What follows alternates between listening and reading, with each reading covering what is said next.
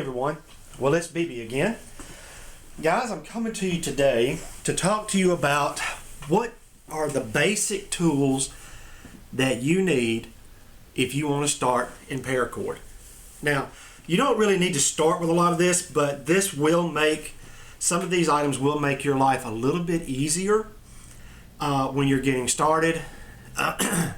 When I first started, I didn't have a lot of this material, but once I accumulated what I needed, it really made my life a lot easier when it came to making Paracord products.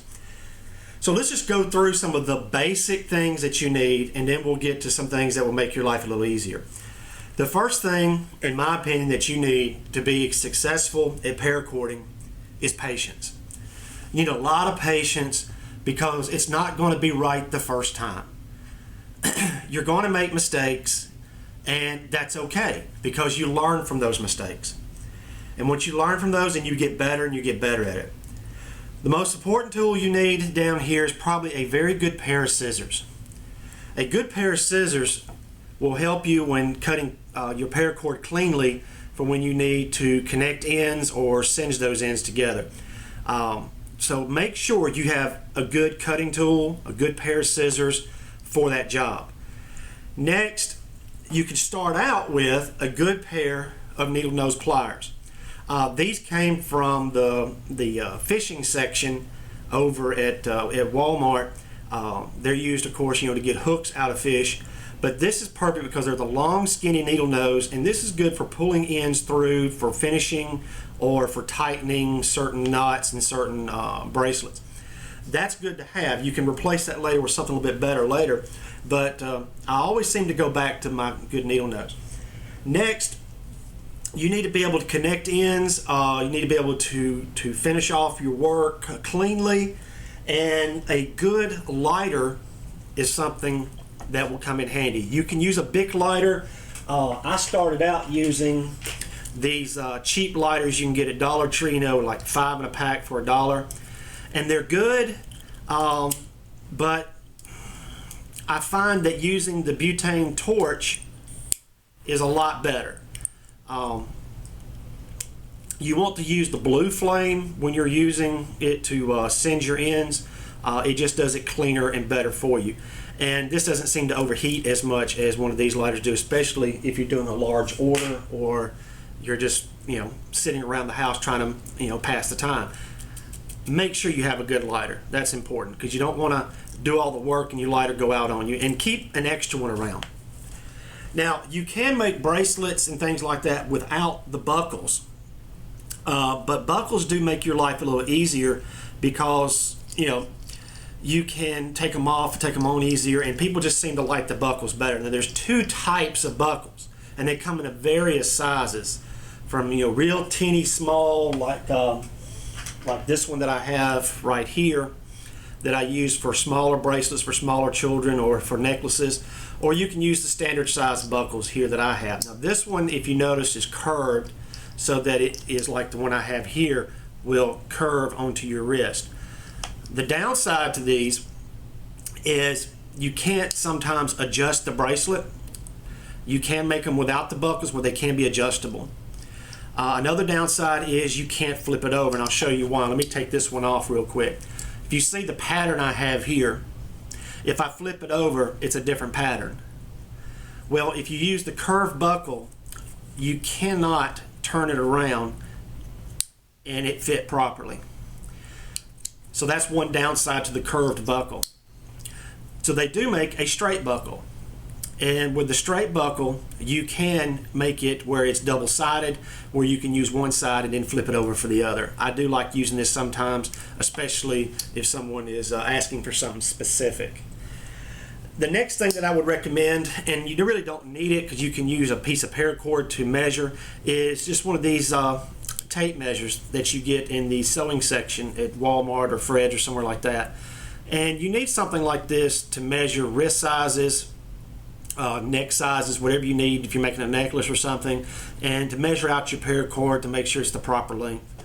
I use this occasionally, but I normally set it to like 4 different sizes that I do: small, medium, large, extra large, and I'll go more in detail on that at another time as far as what those sizes would be. You can pretty much just keep it a certain size and go with it like that. But I always started out with this, especially when I first started making bracelets custom sized. That's what I use, and it's great for measuring out your paracord. And of course, you need the most important part, the paracord. I just have two examples here. There are a myriad of places where you can order paracord from, different websites, different stores carry them. So I'm not going to push a particular brand or particular website. I'm going to leave that up to you to find what you like the best and the best price. Just be careful when you're buying your paracord. You want the 550 paracord with these 7 strands on the inside. Don't get snookered into this these cheap brands that you get at Walmart or Dick's Sporting Goods or Lowe's or Home Depot. Stay away from those. They're not really great quality, and it will show in your end product on your bracelet.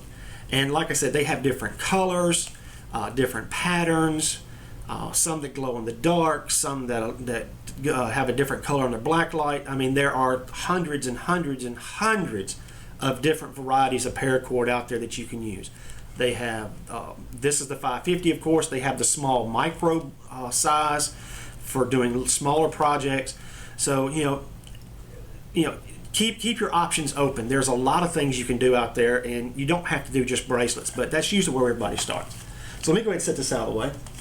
Now, one thing that you really don't have to have starting out, but it does make your life a lot easier, is a good jig. Now, you can buy jigs online. I know Mr. Coop makes an excellent jig, and one day I probably will get one. But I made this one myself using one of Coop's videos about how to make a basic jig. And I basically went and had this all cut for me at Lowe's. And all I did was come home and screw it together, and I put my own little stuff on there. It's old. I've had this thing for years. It's beat up, but it works. And this is what I've always used, and will continue to use until I decide to get another one. But it's just a basic jig. And you can see I've got stuff written here for sizes and different size bracelets. There's nothing fancy about it, but it's what I use.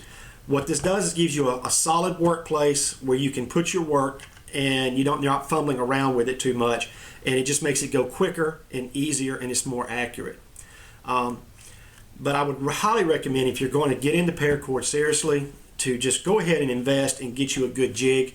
Don't get snookered into buying these cheap jigs at these stores, these dollar stores. They have a plastic one at Walmart. That's a piece of junk. They have one that's made out of wood. I think at one of the either Hobby Lobby or Michael's.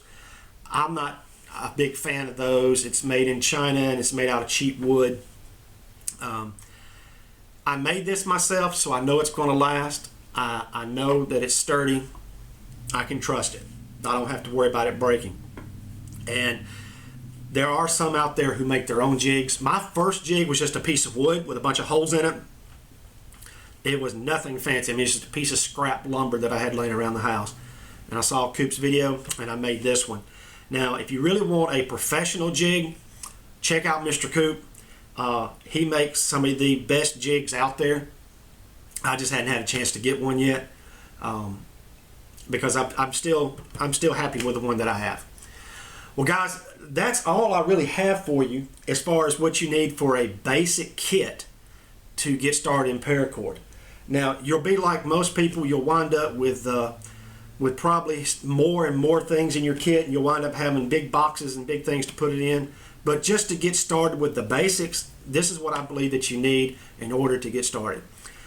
Well, guys, I know you're tired of me rambling, so I'm going to go ahead and go now. And until next time, guys, this is BB, and I'll see you guys later. Bye now.